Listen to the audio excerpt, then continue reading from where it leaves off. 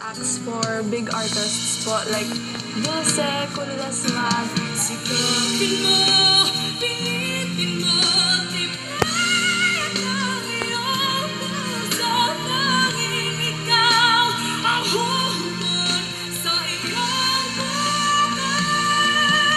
Huwag ko sanang akalain na tutulog pa ang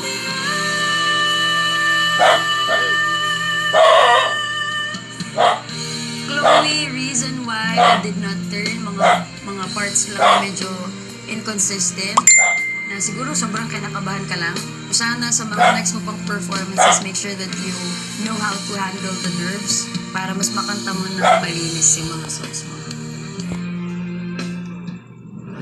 Hi, I'm Miss Trisha M. De Chavez. I am 15 years old and I am from Bacoor, Cavite. I would describe myself as determined, very strong-minded rin, and pretty, of course. At saka, I guess, very makalimutin rin. Well, eto, kailangan kasi yung comb ko, palaging nasa tabi ko siya, especially may bangs ako. So like, minsan like, nasa na yung comb ko? Parang bigla siyang nawawala, nasa tabi ko lang naman. So, ayun. Dahan natin simulan muli ang paghapon.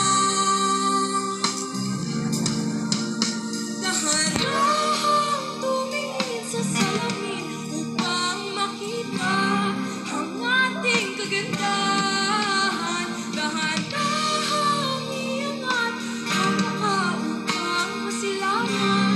Mabayaan langitan o Parang may tendency ka na kailangang medyo maging katunog ka ni Angela, yung original na kumakanta. Make sure na pag kumanta ka, huminga ka. Kung may mamiss ka man, humabol ka na lang. Importante, may enough kang hangin sa tangke mo. Ako po si Neo Amandi, 16 years old, taga Olongapo City. Para mas makatulong po ako kay mama, pumasok po ako sa isang part-time job po, which is po yung pag-iihaw and pag-dishwash. Oh, di ba? Pinagmukha mo akong tanga.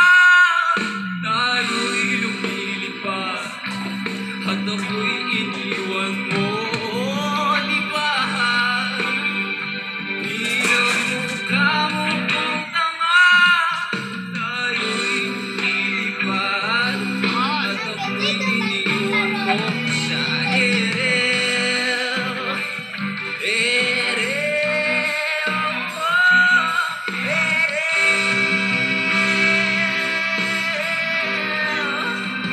Ang challenging yung kantang pinili. Kaya kanina parang may mga hinanap lang ako na mga moments na naririnig ko dun sa original na kanta. Pero feeling ko naman, pag pinractice mo po siya, mahuhuli mo na kung paano mo siya dapat kantahin. Ako si Isa Mariel L. Laugo, 17, from Cabanatuan City. Namana ko rin po yung pagkanta ko po sa daddy ko po. Meron din po siyang banda. Tapos, sinasama niya po ako sa mga gig po nila minsan para po ma-expose po ako sa tao.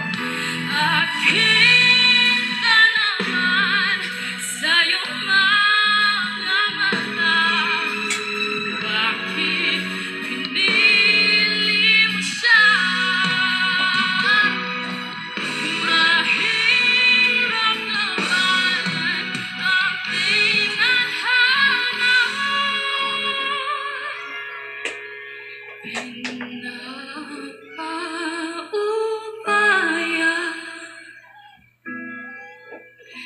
ko na sa kanya. Di lang ako umikot kanina kasi parang feeling ko, kulang lang siguro ng konting time. Kasi kanina parang feeling ko, nauunahan ka ng kaba mo.